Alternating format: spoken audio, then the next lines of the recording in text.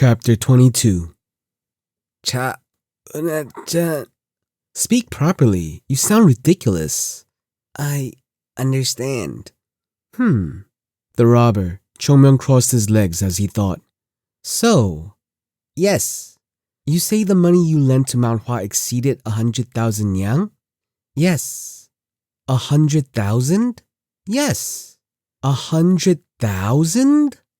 Yu Jong-san wanted to cry. That's what I'm saying, you jerk. If someone has a complaint, it should be resolved through conversation.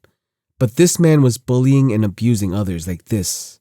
Hey, Yes, even with multiple businesses joined together, it doesn't look like you could even afford 1,000 yang. Yet you're saying you lent 100,000 yang to Mount Hua? that. Yu Jong-san, who finally understood what Chongmyung was confused about, answered with a large smile. You see, that's how interest rates work. If you lend money with a high interest rate, the interest will continue to grow until the principal balance is repaid. It grows quickly, and before you even realize it, it turns into... Hit. Cut. Yu Jong-san grabbed his head, which was hit. Stop being proud of it, you ass. Chongmyung took a deep breath. Well, there's no point in blaming him. Perhaps this debt has been accumulating for ages. Right. It's meaningless to come and borrow large sums of money now. The time Mount Hua needed money would have been when it was collapsing. They would have required money to stop people from leaving and upholding its name. By the way, Yes, did you say you were the silk merchant of Hwaum? yes. When did you buy it? Huh? What do you mean? Our family has owned that cloth shop for generations. Owned? Yes. As far as I know, it was my great-grandfather who made the store. Chongmyung smiled bitterly. Is this possible? This cloth store was one of those initially owned by Mount Hua. Then, were all the original businesses in Hwaum successful? Yes, it made sense. In the beginning, this village called Hua was full of paddy fields until Mount Hua was established. As Mount Hua kept growing and visitors increased, the village changed, and Mount Hua would use its own money to develop the village and create businesses. Businesses that flourished in Hwaum were all under Mount Hua. What now? This cloth store was inherited from his great-grandfather? Considering his age, his great-grandfather would probably be around Chongmyung's age from when he was here in the past. Even Chongmyung had memories of going to this particular store to get uniforms for other disciples. Something smells fishy. I need some answers. Please, ask anything. Then who owns the Mount Hua tea shop? That's only you. And it has also belonged to their family for several generations now? From what I know, yes. Of course. The top 5 businesses in Hwaum are the same, right? Yes, all of them too. Chongmyung smiled at it. No need to ask more. He knew what was happening. Once Mount Hua went down, these people must have severed their connections. Oh my. No matter how hard he tried, he couldn't prevent a sour expression from creeping onto his face. There were 2 reasons why Mount Hua didn't run the businesses directly and handed it to agents they trusted instead. The first was that no matter how esteemed Mount Hua's reputation was, it was primarily a sect that led disciples down the path of martial arts. If it was known to be running silk, cloth, or tea shops, then there would surely be criticism over their priorities and methods. Secondly, Chongmyung, what Mount Hua wants isn't to monopolize the wealth, but for all of us to live well together. Aren't the people of Hwaum also people who belong to Mount Hua? If we all live well together, we all will be happy. What more could anyone want? This is how humans are, Sai-hyung. There is only one reason why the forefathers and scriptures emphasize that people should learn to repay kindness. It was because humans are beings who don't inherently seek to repay kindness. No, actually, he was glad they didn't pay it back. Anyone would stab their benefactor in the back if the benefits were great enough. The sect helped these people to make a living, but instead of repaying it, they took advantage of the calamity the sect was going through and took over the businesses. And knowing what they did was wrong, they were living happily, putting all the burden on Mount Hua. Chongmyung kicked Yu Jong-san with all his might, making the man roll like a marble across the ground. Chongmyung looked at him and sighed. What am I to do with this one? There was a good chance that Yu Jong-san didn't even know what he was doing. He really seemed to think that the cloth business was his family's. How should I deal with this? Chong-myung felt troubled. At any other time, he would simply beat the man black and blue, kick the life out of him, and then go back as if nothing happened. But it wasn't that simple now. Mount Hua is a prestigious sect. Even now, though the name has faded, the image of Mount Hua in his time remains unchanged for Chong-myung. Maybe the evil sects could assault people without reason, but prestigious sects must behave appropriately and defend their dignity. The day he acts unrestrained will be the day Mount Hua fell. Even if it was twisted, it was disgustingly dirty. He could see what happened, but finding the solution was complex. He had to find a way to get the businesses back without intimidating them like a thug. Easy to say, tough to do. Ugh. Chong-myung scratched his head and glanced at the man. Hey, so... It was then. Stop! Huh? Hearing the voice from behind, he turned his head. Huh? You're awake? One of Yu Jong-san's guard escorts, whom he had blown away, seemed to have come to his senses and aimed his swords at Chong-myung. He definitely walloped the man, but he had to be stronger than the others if he regained consciousness so quickly.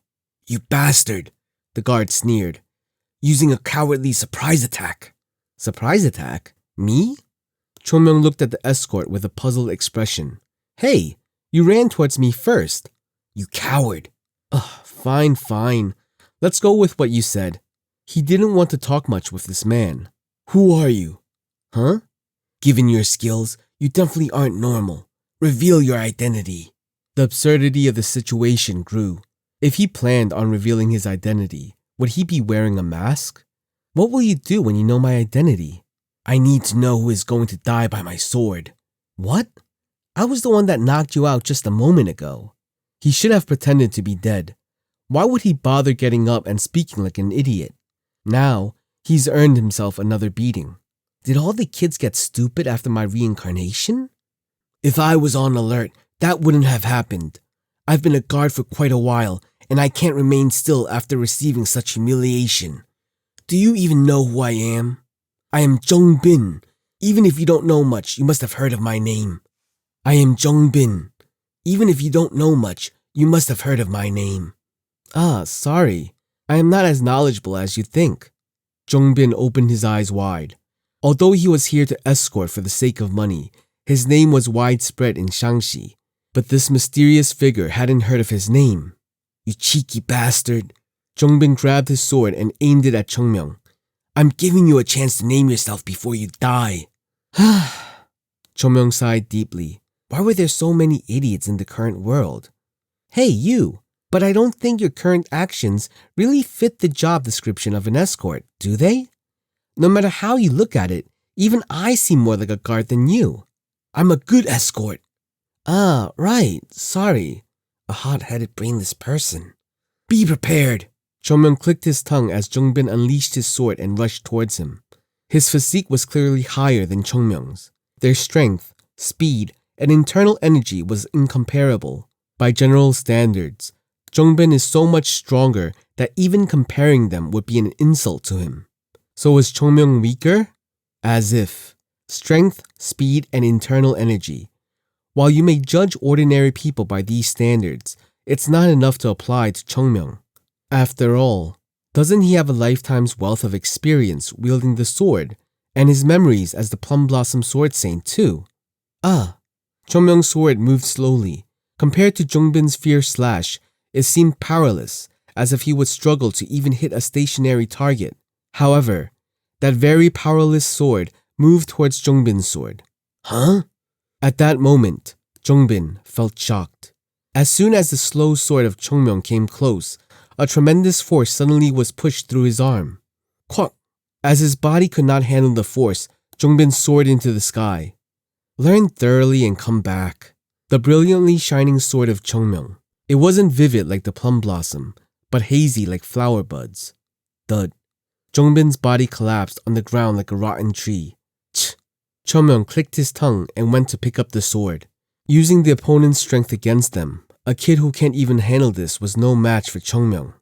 Learn your play. It was then. That's it. Eh? When he turned, Yu Jong-san was staring at him, mouth agape and clearly stunned. Ah, shit. At that moment, Chomyoung realized the mistake he had made. Yu Jong-san had been living here his entire life. It wouldn't be surprising for him to recognize Chomyoung's swordsmanship. Yu Jong-san had been living here his entire life. It wouldn't be surprising for him to recognize Chomyoung's swordsmanship, which births flower petals. Of course, since he lived here, he may recognize that it's a technique native to Mount Hua, though the evidence is circumstantial. As expected, you are from a prestigious sect. I expected it, but... Chomyoung's face in the mask had distorted. Did he figure it out? Or maybe he would have made sure this man never opened his mouth. That clean and splendid swordsmanship, high-level martial arts, and above all, a gentle feeling of kindness. What? Kindness? Something was wrong. Chomyoung hesitated with how to deal with the situation. As he waited for the man to continue, Yu Jong-san confidently shouted to him. And at such a young age, there is only one place which could nurture such abilities. It is, oh no, the Jongnam sect. Chomyoung looked at the man with blank eyes. Jongnam sect? Why would it be them? Are you from the Jongnam sect? Huh? He only had to think for a moment before quickly responding. Right. I knew it. Yu Jong-san bowed. Ask me anything. I'll answer anything. Thanks. Thank you oh so very much.